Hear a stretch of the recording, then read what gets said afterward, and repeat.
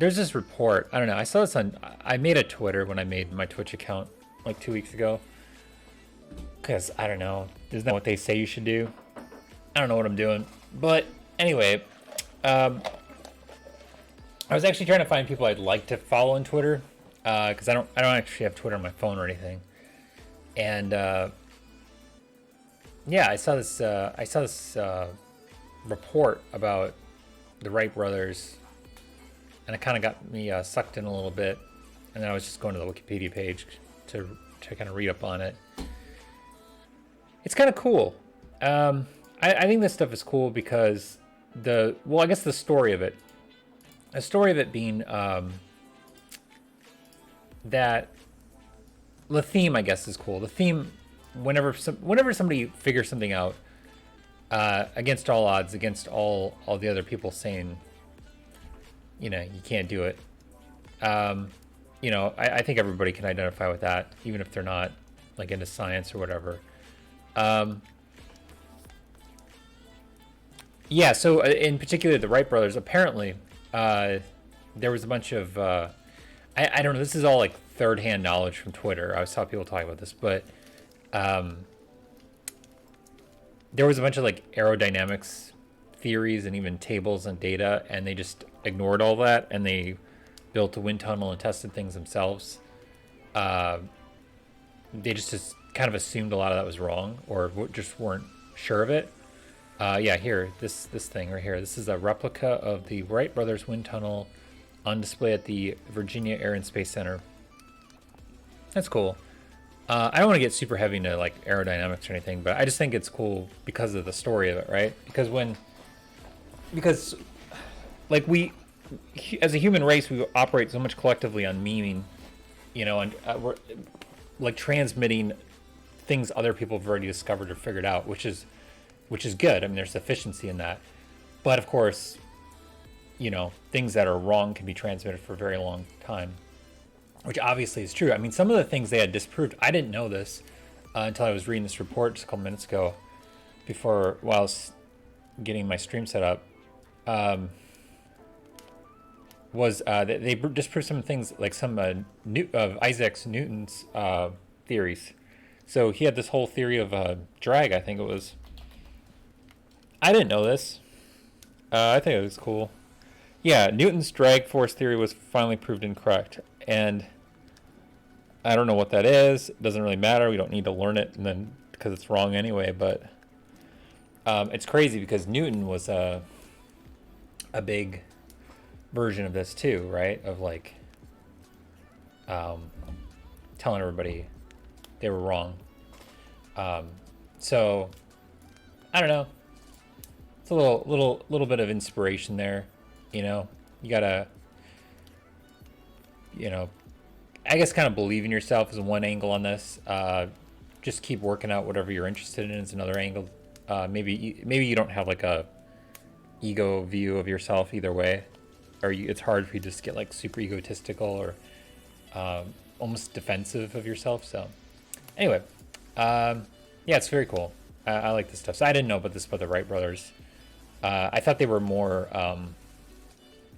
by their seat of the pants kind of like mechanic kind of guys, but I didn't realize they were they had wind tunnels and they were actually trying to collect data and stuff like that to try to help their design. That's pretty cool. So yeah, I guess another one. I did make a screen for this. Boom, story time. There we go. I'm kind of in story mode. I don't know, not really, but there was a book I read a long time ago. I don't remember the name of it, but it was about the Skunkworks project. Let me see if I can find that. Skunkworks, Lockheed Martin book. It's probably the first book that comes up. Oh yeah, I recognize the title. I think this is it. Yeah, it was written in the 90s.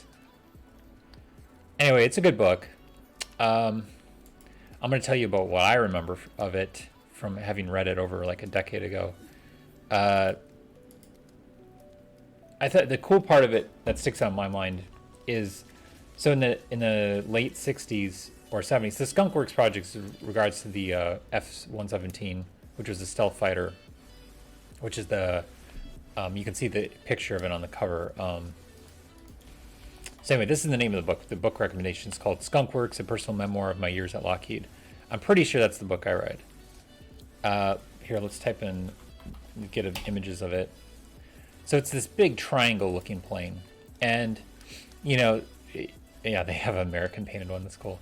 It's very angular and looking. So it's basically a stealth fighter. It has a very, at least for the times, it had very low radar cross section. Basically, it was like stealth to radar is what they were going for. So I don't know when it was. I think it was in like the 30s. The British invented radar.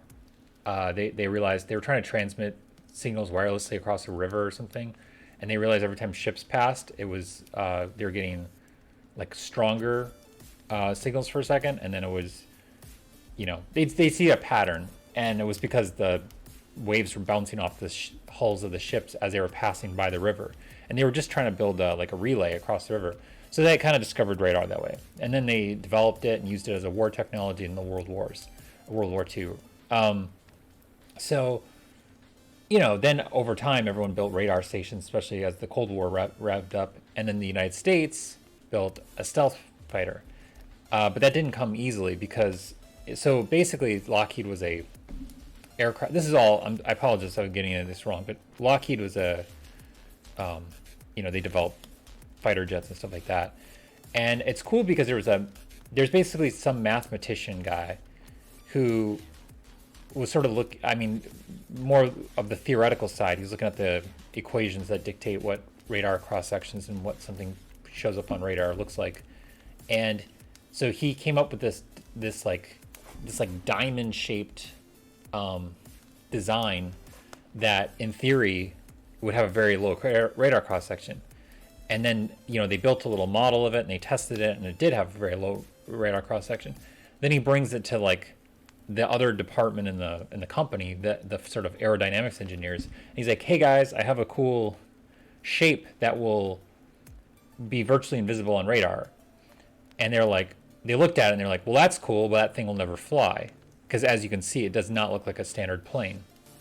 So the whole thing is this kind of remarkable attempt to make this unflyable, very unaerodynamic object flyable. And that's what they did. And they were using like 1960s, 1970s computers to do their modeling and stuff like that back then.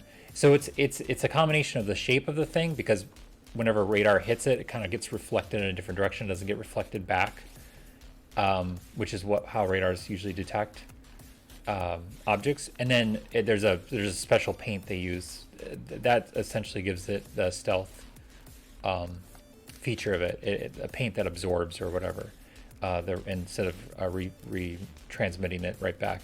So it's cool. You know, ultimately this thing needed a very complex onboard computer to fly. I know we play Flight Elite Dangerous sometimes, so they had a major league flight assist on, kind of computer piloting for them.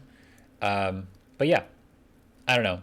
I think it's cool because it's this thing of like somebody digging deep in the theory and actually producing something useful. That rarely happens in real life. So yeah, I don't know. It's okay. So let me put my schedule up today.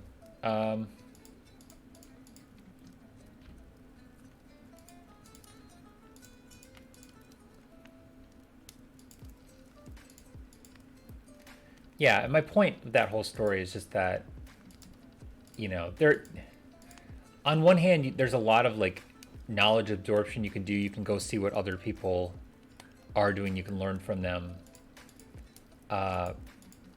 You know, there's a lot of catching up you have to do, and that can take years to self-educate and get educated from other people. But on the other hand, there's a level of like ignoring what other people have to say sometimes, and just working on something yourself.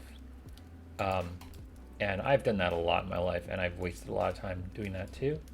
But, you know, sometimes it's just kind of how you're wired, and you can't do that much about it. So, copy.